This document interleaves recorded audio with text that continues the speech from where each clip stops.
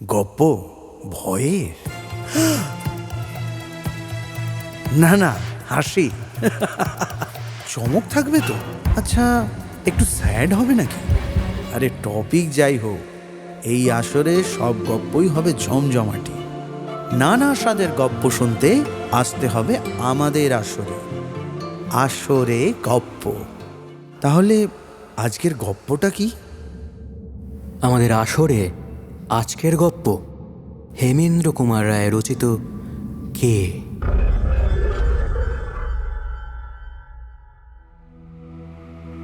উড়িষ্যায় বেড়াতে গিয়েছিলাম আমি আর রূপলাল। এদেশ সেদেশ ঘুরে ভুবনেশ্বরে গিয়ে হাজির হলাম। এক দুপুরবেলায় খণ্ডগিরি আর উদয়গিরি দেখতে গেলাম। যাওয়ার সময় পান্ডা সাবধান করে দিলে আমরা যেন সন্ধ্যা হওয়ার আগেই ফিরে আসি, কারণ খণ্ডগিরিতে নাকি নরখাদক বাঘের ভীষণ উপদ্রব হয়েছে। বাঘের কবলে পড়ে 1 মাসের মধ্যে 5 জনের প্রাণ গিয়েছে। এ কথা শুনে ভয় পেলুম না, কারণ আমাদের সঙ্গে বন্দুক ছিল। খণ্ডগিরি আর উদয়গিরি দেখতে দেখতে বেলা পড়ে এলো, এবং বেলা পড়ার সঙ্গে সঙ্গেই সারা আকাশ কালো করে শুরু হলো ঝড় ও বৃষ্টি। তাড়াতাড়ি ছুটে এসে ডাকবাংলোর ভিতরে আশ্রয় নিলুম। বিকেল গেল, সন্ধেও উতরে গেল, কিন্তু সেই ঝড় বৃষ্টি তবু থামল না। বাংলোর বেয়ারা এসে বললে, বাবু, আজ আপনারা এখান থেকে যাবেন কেমন করে? রূপলাল বললে, কেন, যেমন করে এসেছি তেমন করেই ফিরে যাব, অর্থাৎ 2 পায়ে ভর দিয়ে। বেয়ারা ঘাড় নেড়ে বললে, আজ আর তা পারিবেন না। একে এই ঝড় জল, তার উপরে শুনিছেন তো? আমি বললুম, হ্যাঁ, বাঘের উপদ্রবের কথা বলছো তো, শুনেছি। খালি বাঘও নয়, পেতনিরও ভয় অছি। তাহলে আজ আমরা এই বাংলোতেই রাত কাটাবো। জীবনে কখনো পেতনি দেখিনি, আজটাকে দেখব। আর যদি পছন্দ হয় তাহলে সেই পেতনিটিকে বিয়ে করেই দেশে ফিরবো। বাবু, আপনি জানেন না তাই ঠাট্টা করিছেন। বেশ, আপনারা তাহলে আজ এখানে থাকিবেন তো? হ্যাঁ। তাহলে আপনাদের জন্য রান্না বান্না আয়োজন করি গে। এই বলে সে চলে গেল। রাত হলো, বৃষ্টি এখনো ঝরছে, ঝড় এখনো গর্জন করছে। রাত্রে খেতে বসেছি, এমন সময় বাংলোর দরজায় ঘন ঘন করাঘাত হতে লাগলো। আশ্চর্য হয়ে ভাবতে লাগলাম, এমন স্থানে এই দুর্যোগে দরজা ঠেলে কে? বেয়ারা চেঁচিয়ে জিজ্ঞাসা করলে, কে কে আছি? বাইরে থেকে ভীত কাতর নারী কণ্ঠের সাড়া এলো।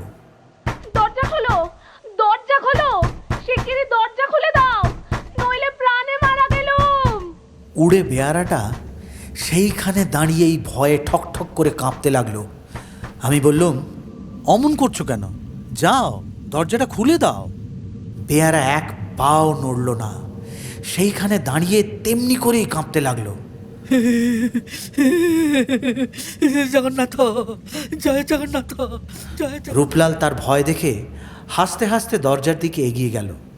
বেয়ারা ছুটে গিয়ে দরজায় পিঠ দিয়ে দাঁড়িয়ে মিনতি করে বললে, বাবু, বাবু, পায়ো পড়ি বাবু, দরজা খুলিবেন না, দরজা খুলিবেন না বাবু।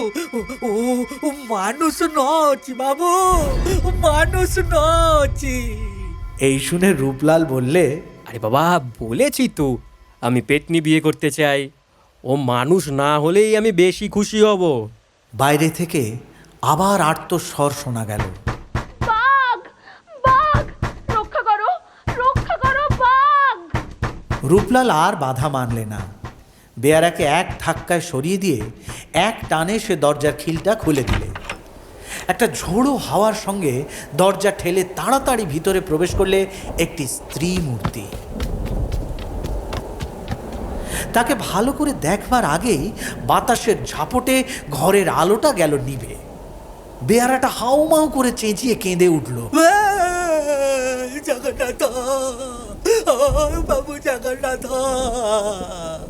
সেই অন্ধকার রাত্রে, সেই ঝড় বৃষ্টির হুলস্থুল, সেই পার্বত্য অরণ্যের ঘন ঘন দীর্ঘশ্বাস, সেই অভাবিত ও অজানা নারী মূর্তির আকস্মিক আবির্ভাব এবং আলোকহীন ঘরের ভিতরে বেয়ারার সেই ক্রন্দন স্বর, এই সমস্ত মিলে চারিদিকে কেমন একটা ছমছমে অস্বাভাবিক ভাব সৃষ্টি করলে।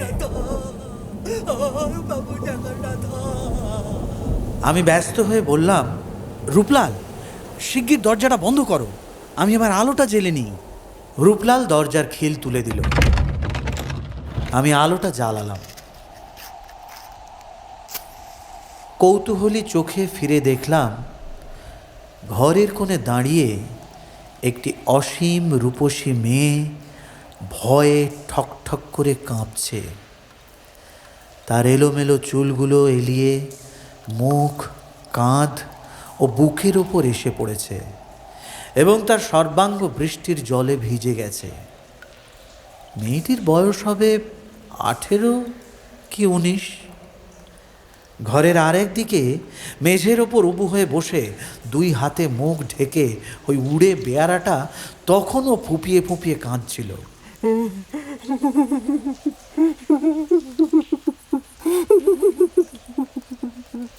মেয়েটি প্রথমেই আশ্চর্যভাবে জিজ্ঞাসা করলে, ওমা, ও লোকটি অমন করে কাঁদছে কেন? রূপলাল হাসতে হাসতে বললে, ওর ধারণা আপনি একটি নিখুঁত পেতনি। মেয়েটি চমকে উঠল।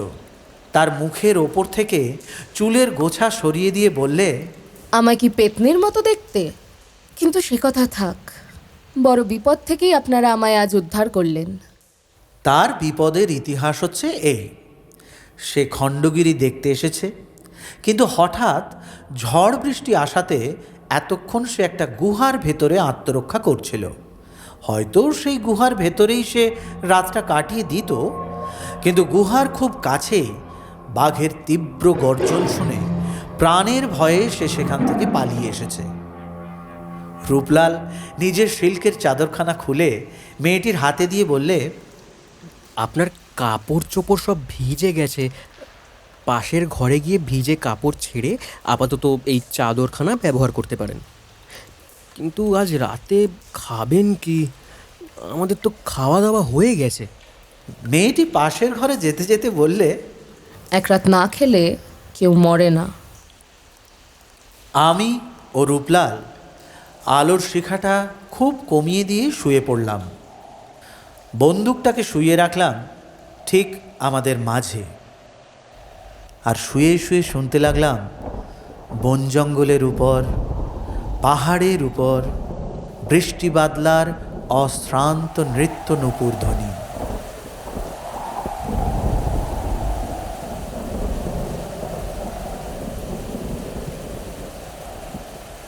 রূপলাল আমার কানের কাছে মুখ এনে বললে, আচ্ছা ভাই, ওই মেয়েটির ইতিহাস কি তোমার কাছে একটু উদ্ভট বলে মনে হলো না? কেন? ওই মেয়েটি কে? ওর কি কোনো অভিভাবক নেই? অত বড় মেয়েকে কেউ কি একলা এই বিদেশে ছেড়ে দেয়?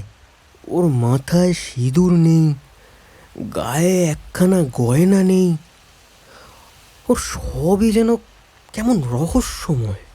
আমি পাশ ফিরে শুয়ে বললাম, ওই সব বাজে কথা ভেবে তুমি মাথা গরম করতে থাকো, ততক্ষণে আমি একদম ঘুমিয়ে নিই। আমার যখন বেশ তন্দ্রা এসেছে তখন শুনলাম রূপলাল আপন মনে বলছে, অমন সুন্দরী মেয়ে, কিন্তু তার চোখ দুটো কি তীক্ষ্ণ! ওর চোখ দুটো যেন ওর নিজের চোখই নয়, যেন কোনো হিংস্র জন্তুর চোখ। কতক্ষণ ঘুমিয়েছিলাম জানি না, হঠাৎ কি একটা অস্বস্তির ভাব নিয়ে আমি ধড়মড় করে জেগে উঠে বসলাম। তারপর চোখ খুলেই যে দৃশ্য দেখলাম, সারা জীবনে কোনো দিনও তা ভুলতে পারবো না। এ ঘর থেকে পাশের ঘরে যাবার দরজার দিকে পিছন করে মাটির উপর স্থিরভাবে বসে আছে একটা প্রকাণ্ড বাঘ। আমার বুকের গতি হঠাৎ যেন থেমে গেল।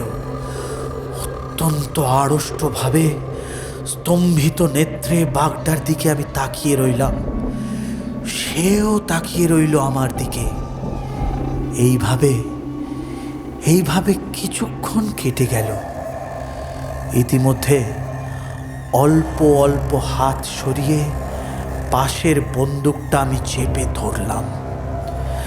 বাঘটাও আস্তে আস্তে উঠে দাঁড়ালো। তারপর হঠাৎ হেঁট হয়ে পড়ল লাফ মারবার জন্য। চোখের নিমেষে আমিও বন্দুকটা নিয়ে উঠে বসলো এবং তাকে লক্ষ্য করে গুলি ছুড়ল। একটা উল্টো ডিগবাজি খেয়ে বাঘটা পাশের ঘরে গিয়ে পড়ে অন্ধকারে মিলিয়ে গেল। সঙ্গে সঙ্গে একটা স্ত্রী কণ্ঠে বারংবার ভীষণ আর্তনাদ শোনা গেল। ধড়াম করে একটা দরজা খোলার শব্দ, দ্রুত পদধ্বনি, আর তারপর সব আবার স্তব্ধ।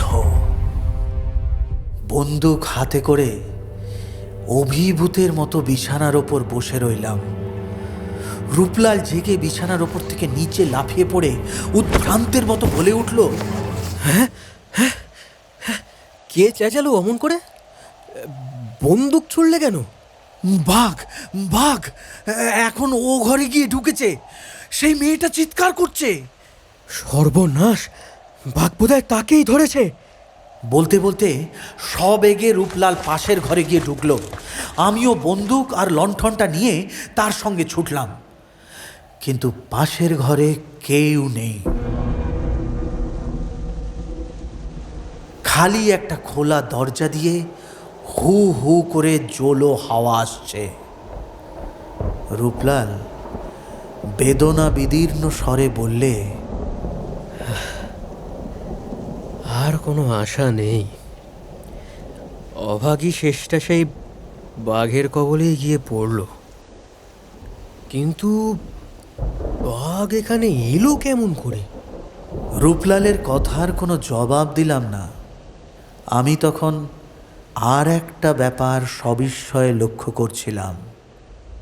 ঘরের ভিতর থেকে একটা একটানা রক্তের রেখা বাইরের দিকে সোজা চলে গিয়েছে। পরে পরে একখানা করে রক্তাক্ত পায়ের ছাপ, মানুষের পা। আমি সবিস্ময়ে বললাম, দেখো রূপলাল, দেখো কি আশ্চর্য ব্যাপার।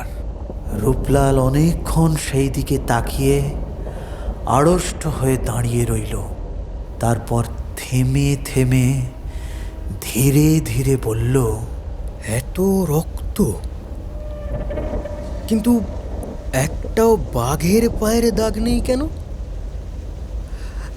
এই পায়ের দাগগুলো দেখলে মনে হয় যেন কোনো মানুষের একখানা পা আহত হয়েছে, আর সেই আহত পায়ের রক্ত ছড়াতে ছড়াতে সে এ ঘর থেকে হেঁটে বেরিয়ে গিয়েছে।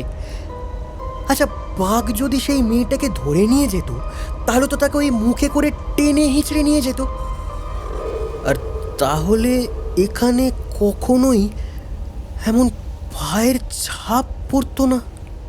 সেই রক্তের দাগ ধরে আমরা বাইরে বেরিয়ে গেলাম।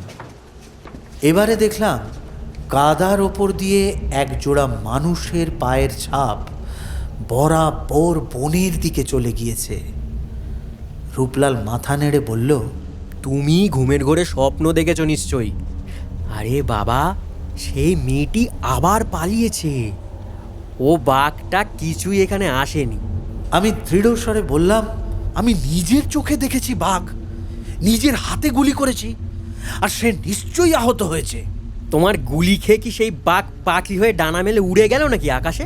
দরজার সামনে এই কাদামাটি, কিন্তু এখানে বাঘের পায়ের দাগ কোথায়? আরে বাবা, ঘরের ভেতরে মেয়েটি ছিল, কেবল সেই যে বেরিয়ে গেছে তার স্পষ্ট চিহ্ন কাদার উপরে রয়েছে। কোনো বাঘ ঘর থেকে বেরোয়নি। আমার মনে হয় তোমার গুলিতে সেই মেয়েটি আহত হয়ে পালিয়ে গেছে। হঠাৎ একটা বিচিত্র সম্ভাবনা আমার মাথার ভিতরে জেগে উঠল। তাড়াতাড়ি রূপলালকে টানতে টানতে আবার ঘরের ভেতরে এনে সজোরে দরজাটা বন্ধ করে দিয়ে সভয়ে আমি বললাম, রূপলাল, রূপলাল, পৃথিবীর সব দেশের লোকেরই একটা বিশ্বাস আছে যে কোনো কোনো বাঘ নাকি আসলে বাঘ নয়। রূপলাল, আজ রাত্রে যে স্ত্রীলোকটা এখানে এসেছিল সে কে? গুলি করলাম বাঘকে, চিৎকার করলে একটা স্ত্রীলোক, এর মানে কি? সে কে রূপলাল? সে কে?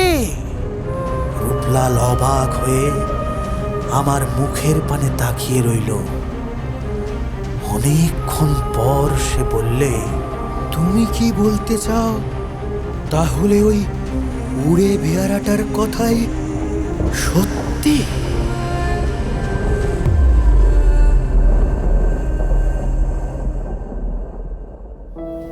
আজকের আসরে আপনারা শুনলেন হেমেন্দ্র কুমার রায় রচিত কে।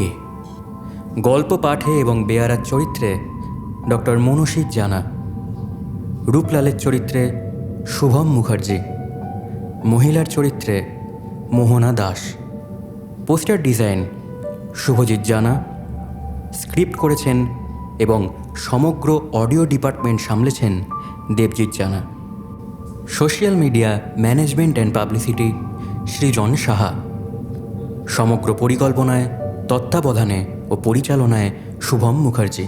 আমাদের আসর আবার জমবে আগামী শুক্রবার ঠিক রাত 9:30। শুনতে ভুলবেন না কিন্তু।